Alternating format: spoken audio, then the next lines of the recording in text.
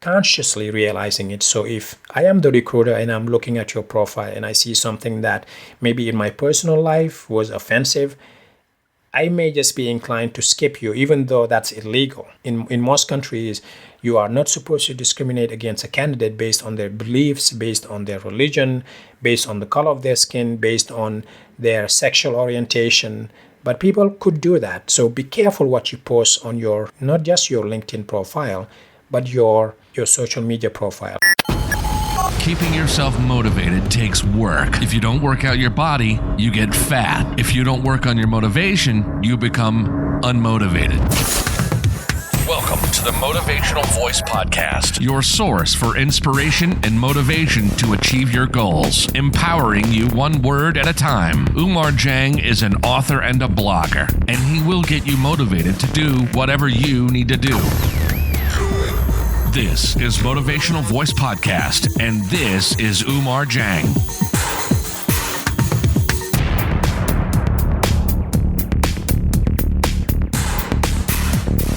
Hello everyone, welcome to another episode of the Motivational Voice Podcast. This is session number 17.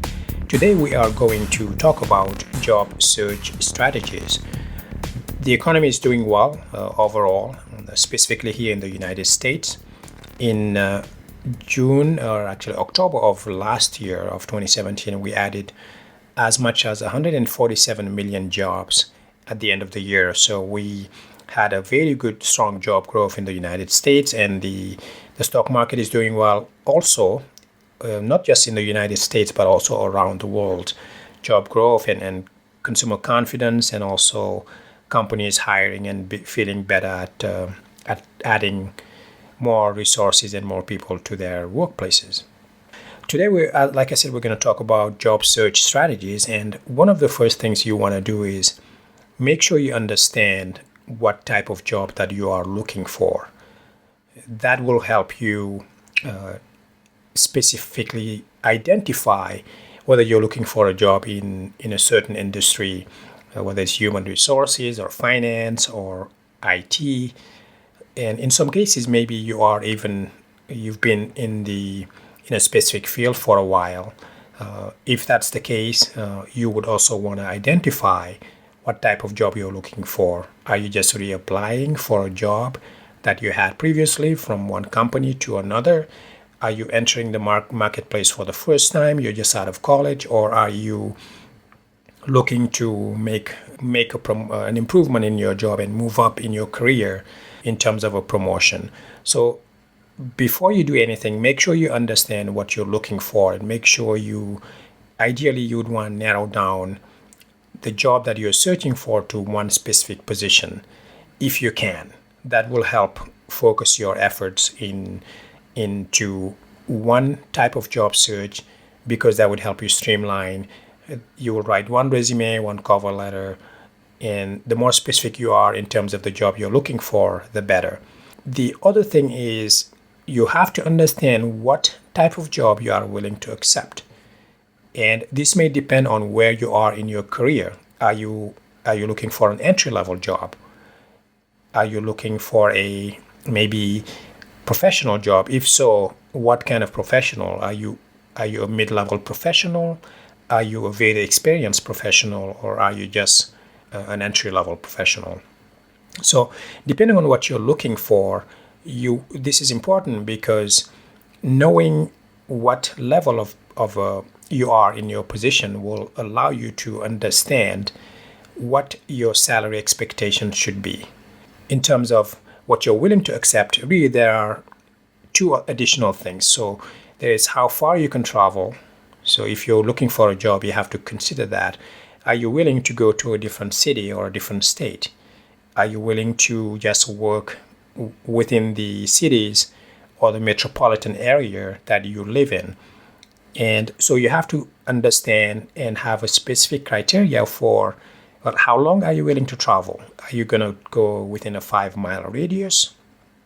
Or is it going to be a 25-mile radius, or even a 50-mile radius? Or maybe in your case, depending on where you live geographically, particularly if the economy there is not doing so well, you may have a better chance of landing a job or searching and finding jobs if you kind of widen your search criteria. So instead of narrowing it down to a 5-mile radius or to a 25-mile radius, you could, for example, say, you know what, I'm going to be willing to go to another city, even if it takes me about an hour to commute there. But generally, if the economy is doing well, you have a better chance at narrowing, at finding a job and searching and finding jobs that are within that 5 to 10, 5 to 25 mile radius. That's generally what personally I would do when I'm looking for a job. And this is very timely. This episode is very timely because about less than 3 months ago, in January, I started a new job, actually end of month of January. I moved from the private sector to the public sector. And actually the other way around, I moved from the public sector, government job, to the private sector. And so this is very fresh in my mind in terms of things that I did and what worked well since the last time that I applied for a job. So now, how far are you willing to go? That's one criteria, but also how much are you willing to get paid? Now, this will depend how much you get paid, of course, depends on several factors. Number one, do you have the education? Do you have the experience is number two.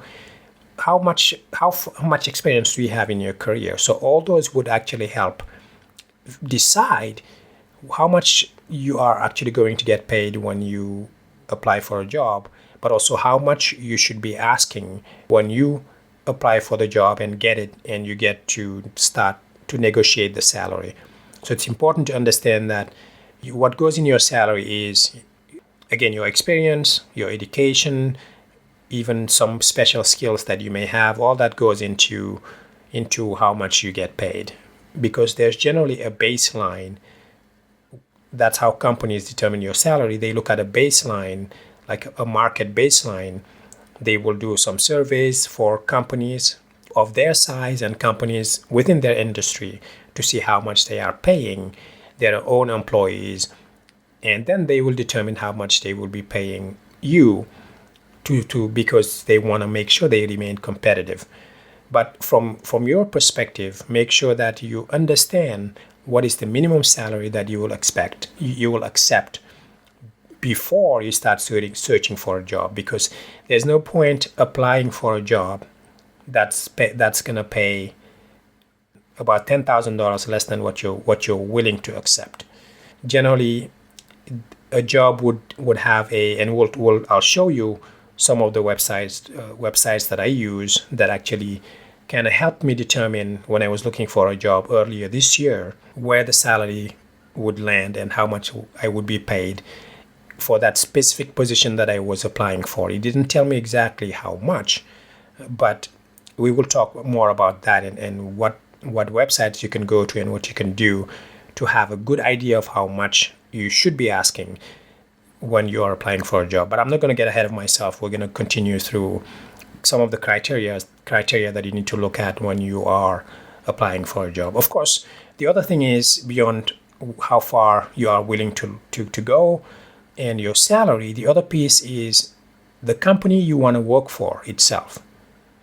It's very possible that you have some morals or some religious restrictions. Maybe you are very, very religious and you don't want to work for certain companies, and that does happen. Or maybe you don't care, you just want a job and you will take any job that fits your criteria for what you would accept. Now, some of the things you would look at for a company would be, of course, beyond the company itself. How many employees do they have? Do they have 5 employees or do they have 80,000 employees?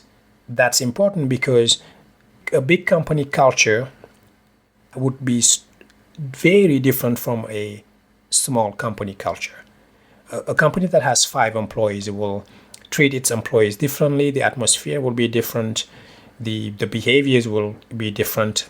Perhaps even the management style will be different. Is it possible that because it's a smaller company, the manager would be micromanaging more, or the manager would be hands off? And in that case, are you looking to gain more experience from a group setting, from learning from others? if that's the case, then a small company may not be the way to go for you. But again, it depends. If it's a small company where people work together in groups or they help each other a lot, you can certainly learn a lot. But these are some of the things that you have to keep in mind, as well as some advancement opportunities. If it's a smaller company, the chances of you moving up in that position are very limited compared to a company that has 10,000 employees, for example. So those are some of the things that you have to keep in mind. Now, the other piece is, do you want to apply for a company within the public sector or the private sector? And trust me, I worked in the public sector at two different times in my career. I worked for a private company. I worked for the state. First, I went to a private company. Then I went back to the state. And now, lately, I went to a private company. And the culture is drastically different, especially if you're working for the state, for a branch of government. Some of the decisions generally take longer. They take longer to decide because they have to go up the chain of approval. And in a previous job that I had, some of the decisions that we had to make had to go not only through our managers, but our leadership, but it also had to go through several committees and steering committees and legislative committees, and in some cases even go up to the local government to make decisions in terms of our budget, in terms of what we could do. So that's something to keep in mind. If you work for a public sector company, things may be moving very slowly in terms of how quickly decisions are made. And if your project is based on how quickly those decisions are made, you may find yourself stopping and starting and going in terms of starting projects and stopping them, or waiting a long time before you get a decision. Whereas if you're in a private sector company, decisions are made very quickly because they don't have to go to the government or the mayor or the local state's office to make decisions. They can make decisions very quickly. They get things done quickly. But then some of the drawback of private companies is that they do things their own way, and they may not have certain, in terms of benefits, they may have a less I don't want to say competitive benefit package, but they have more free will in terms of how they structure their benefits and how strict they are when it comes to employee development. So there are some pros and cons working for the private sector versus the public sector. And in the private sector also, you may have a very, very quick decision-making process that can move projects along quickly and get them approved quickly, which means that you have a lot more projects on your desk to work with. So there may be a higher stress level there. But of course, all the stress level could also be in a public company. It just depends how much work you're doing and what position you have in the company. But if I were to give you one main difference between private sector companies and public sector companies, it would have to be the difference in culture. I can't explain it, but there's a difference in culture between private sector jobs and public sector jobs, whereas private sector jobs, I tend to have the feeling, having worked in private sector jobs now for a while, that they are more innovative. They think outside the box a little more because they are willing to also acquire new technologies. They spend the money to do things and research. They allow their employees to go to conferences a lot more.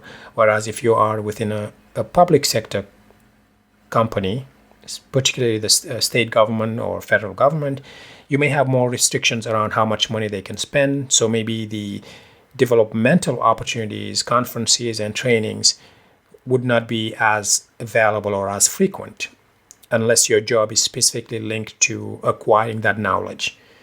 So those are some of the things that you have to think about. But there are many people who would tell you that they're very happy in the public sector, and many people who will tell you that they are very happy in the private sector. So it just depends, again, on your preference. But that was my insight in terms of public versus private. Now, another thing is, what is the reputation of the company? Is the company known for making good choices, good decisions? Is the company ethical? Is the company one of those companies that helps grow their employees? Or is the company known for laying off a lot of employees, or perhaps not making very ethical decisions? And are they in the news a lot? And the reason that's important is that if a company is making a lot of unethical decisions, or they are in the news a lot for doing the wrong things, do you really want to be associated with that company? And also, is that company down the line going to have some problems or some sanctions from the government? Especially here in the United States, if a company does something wrong or breaks some regulations, they may be slapped with billions of dollars of fines and fees. And what happens is that when a company has to pay that much money, they all of a sudden have to cut back on something. And generally, some of the first things to go are, people, resources, human resources. So especially if you are in a position where you are, quote unquote, dispensable. So it's important to find a company that has a good reputation, that makes the right decisions, that's socially conscious, so that you can actually increase or decrease the likelihood that you will find yourself being laid off. Now, you could be laid off because the economy is not doing well. That's something beyond your control. But when you're looking for a job, these are some of the things that you have to think about. Now, the other piece is, are you going to be proud to work for that company? If you find yourself saying, well, I work for XYZ company, and you're hesitating to say the company name, or maybe you are feeling ashamed of working for that company, then don't. There are many companies out there. You can find a company that you're proud of working for, so that you don't have to feel that that guilt or that shame. And again, it's a matter of preference, or perhaps you don't care, and that's fine too. Now, what type of work do you want to do? So that's also important in terms of this is more for those who are not sure of where they are in their career. Perhaps they are an entry-level employee or job seeker, and they are not sure, and you're not sure what you're looking for. So think about, are you looking for something that you will use your hands, or something more analytical, or something where you will meet with people every day and talk in groups? Or are you looking for a job where you just sit in front of your computer, do your work, you don't get to see many people? Are you going to be the first line of contact with the customers, or are you going to be the second level of contact with the customers? Are you going to be working in management or not? So those are some of the things that you need to think about before you just look for a job. Now we're going to jump into the meat of actually searching for the job. There are obviously two ways of looking for a job, or two channels, if you will. You can look for jobs online, or you can look for jobs offline. And in some cases, you could do both. Back in the early days, and by that I mean perhaps the 1990s, early 90s, or even the 90s, before the internet was around, people looked for jobs by looking at newspapers. Every day you bought a newspaper and you went to the career section and you looked through pages of job openings. But as the internet came along back in the late 90s, more and more companies were posting online. So most people now, I don't know what the number is, but if I were to guess, I would say probably 95% of people now go online to look for jobs specifically. And of course, it depends where you are, what country, because if in the United States at least, and in Europe, people have access to the internet, and in parts of Asia, of course, as well. But in places like Africa or in third world countries where people don't have access to that technology, to the internet readily, they may actually go and physically apply for jobs. They will go to companies door to door, basically, knock on the door and ask if they have an opening, or call on the phone, or use a newspaper. So, but most of the world, most of the developed world anyway, would use the internet. Now, there are advantages and disadvantages of applying online versus applying offline. If you're applying online, One of the advantages is that it's super, super easy. You could do it from your computer, in your pajamas, sitting in your living room. And it's quick and easy, very accessible. You can use your smartphone to do that. It makes it a lot easier. You don't have to drive anywhere. You don't have to submit pieces of paper to apply. The disadvantage is that there is a lot more competition online because everyone is looking for a job online. And generally, when a company posts a job online, you have a lot of people applying to that job. So that's why it's extremely important to apply to jobs that you only qualify for. And then we'll talk about this a little more. When you apply for a job that you qualify for, let's say, make sure that you have about a 98 to 100% match is what you're looking for in terms of what's on your resume, your skill set, your experience, the work that you did, your position title, and even to a certain degree, your personality and your demeanor, and some of the tools that you have used in your past work experiences. If you take all that and group it together, it should match very, very closely or ideally perfectly with the job that the company has listed. If it doesn't, and it's still a close match, you have a very good chance of getting a job interview or at the very least being one of the candidates selected. So that's why it's super important. You don't want to submit an application to a job where you are, and we'll talk more about this in the coming bullets. I'm jumping ahead here a little bit. But anyway, so let's go back to the advantages and disadvantages of applying online versus offline. So again, like I said, online you have more competition. Offline you have less competition because many people don't look through the newspaper anymore to apply for jobs. It's just a lot easier to do it online. And because if you look at the newspaper, you have to get their email or their phone number and then call them or email them. And then you're playing phone tag. You don't get to them as easily. That's one of the disadvantages of applying offline. But the applying offline has also its own advantages in that you are competing with less people, like I said, and that can be an advantage, especially if your job is within a specific skill set, a specific market that is not easily found online, or that's a niche of a job that's not easy to find. In that case, you want to maximize your chances. You want to look at online and offline and other ways as well, like referrals or talking word-to-mouth referrals. And of course, maybe even doing some door-to-door if your job is very, very specific and in a certain niche that's rare to find.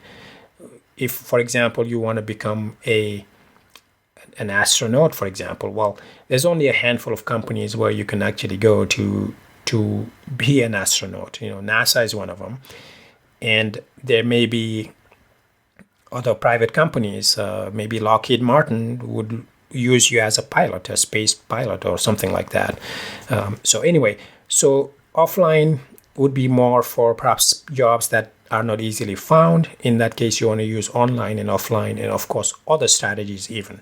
So those are some of the advantages and disadvantages of applying online versus offline. Let's talk now about where to apply for the job. When I was applying for a job back in late December, early January of this year, I looked at specifically two websites, two companies. I used to look at several websites like ZipRecruiter.com was one of them, where it's an aggregate site where you can submit your resume and many people will see it. But I noticed that I was getting a lot of marketing spam almost. I was getting contacted by headhunters and by recruiters for part-time jobs or temporary jobs, 3 to 6 months assignments and things like that were all over the country. And I didn't want to do that. On this go around, when I was applying for a job, I specifically did my research, looked at several websites, and I found that the two best websites to use to apply were LinkedIn and Indeed.com. Now I checked, Indeed is in, I think, 60 plus countries. So they're in the UK, They're in India, they're in the United States, they're in Canada, they are in Mexico, they are in Australia, they are in New Zealand, they are in many other places, including countries in Europe. So there's a good chance that if you're listening to the podcast and you are not in the United States, Indeed.com would be in your country, and they have, or at least have, positions available that you can apply for that are in your country. Again, 60 plus countries last time I checked, and I understand that they are growing more and more. Now, so Indeed and LinkedIn are two of the companies I looked for. Let's talk about LinkedIn first. You must absolutely have a LinkedIn profile nowadays, especially if you're looking for a job. Now, this podcast is not about what your LinkedIn profile should look like, but I think I should touch a little bit about that in terms of what you should have in terms of the basics for having a good LinkedIn profile. At the very least, have a good professional looking picture. Okay, don't take a picture from a larger photo and you crop yourself off of that picture from the party that your friends had on Memorial Day, and you're drinking and you're on a boat and you put that as your professional photo. No, that's not good. Spend some money if you have to and go to your local photography shop and have them take a headshot or several headshots and then pick the best. You will always continue using those photos, and those will be good generally for 5 to maybe even 8 years if your face doesn't change too much. Now, you can certainly use your camera, because now today cameras are very advanced, whether you have an Android or an iOS device, so Apple or Samsung or whatever other device it is, Windows devices, Google. Cameras take very good pictures nowadays. Have someone just take your picture when you're standing in front of a white wall and smile and make it look professional. Use that as your LinkedIn profile photo. And make sure you add your basics, the contact information. If you're looking for a job, make it clear that you're looking for a job. Add at least 2 of your previous job experiences so people can see what you've done. And if you are posting on LinkedIn, be careful what you post. Be professional. Always be polite. Don't get into back and forth and political and controversial topics, because you can turn off a company or even a recruiter that's looking at your profile, because we all have our own biases. We judge people without even consciously realizing it. So if I am the recruiter and I'm looking at your profile and I see something that maybe in my personal life was offensive, I may just be inclined to skip you, even though that's illegal. At least in most countries, you are not supposed to discriminate against a candidate based on their beliefs, based on their religion, based on the color of their skin, based on their sexual orientation. But people could do that. So be careful what you post on not just your LinkedIn profile, but your social media profiles. So that was a little of a segue. I wasn't planning on talking about that in too much detail, but I felt it was important for you to know that. Okay, and have a good statement on your LinkedIn profile. It's a small summary where you talk about what are you looking for in terms of a job, so that when a recruiter looks at it, the first impression they get is, wow, this is a very professional looking profile, and they will approach you and ask you to apply for a job opening. Also, get endorsements from your friends on LinkedIn, from your connections. And the easiest way to get endorsements is to ask. The second easiest way is to endorse other people. So if you have connections on LinkedIn, endorse them. So in turn, when you give someone something, or when you endorse them several times, they will get to a point where they will feel like they have to endorse you back, and they will start endorsing you. And that's good. That's a good way to show that you are engaging and you are professional on LinkedIn. Now, LinkedIn, all the major companies have a profile on LinkedIn, and LinkedIn has some features that all of these companies can use to do what's called a quick apply. And so that as a candidate, they can go to a company profile and then just click on apply. LinkedIn will take your information and share it with that company so you can apply very quickly. This is good because it allows you to quickly and effectively apply to several jobs on a given day. Now, again, I discourage you from applying to anything that comes across your screen. Apply for things that you know that you qualify for. And I touched on this earlier. Apply for jobs that you know you are very, very qualified for, or at least what they're looking for matches your skill set, your experience, your background, and your education. That will maximize your chances of getting the interview. There is no reason why you would apply to 150 jobs just because you can apply to them. Don't do that.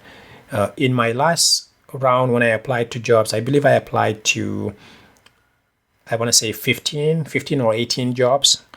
And out of those 18 jobs, I had 5 or 6 interviews. Some of those jobs were actually very, very closely matched. If not, I would say in the 90th percentile, 90 to 100% match for those jobs in terms of my skills and experience. And what happened? Yeah, I got 6 interviews out of 15 applications. That's a very good number, and I did that carefully. So don't apply to a lot of jobs, or if you do, at least make sure they match your skills. Now, a lot of companies, like I said, have a profile on LinkedIn. That's why you should apply using LinkedIn, using their quick apply feature. Sometimes the company may not allow you to apply quickly through LinkedIn, and that's fine. They will have a link to their own website where you can go and apply for the job. It's a lot easier than filling out every single field in an application. That's why I like applying for jobs through LinkedIn. And when I applied back actually before the job that I just landed earlier in this year, I was working in the public sector, and that job I got by applying directly through LinkedIn. And the recruiter contacted me through LinkedIn, and I applied for the job. So it's important to know that you should be using LinkedIn, again, if it's available in your country. Now, you can also save applications when you are on LinkedIn, and make sure that, again, your profile is up to date.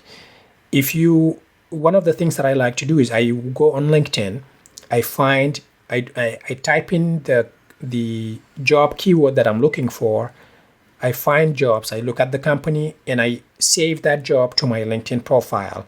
Then I come back later after I have enough jobs, generally about 20 to 30 jobs. I don't apply to all of them, but I save them. Then I go back and I apply to the ones that I'm interested in. So that's one way of doing it. So LinkedIn was number one in terms of where to apply. And the other one that I really liked was Indeed.com. As I mentioned earlier, Indeed is a good website to use when applying for jobs because you can apply through LinkedIn, maximizing your success by looking at jobs based on the salary range.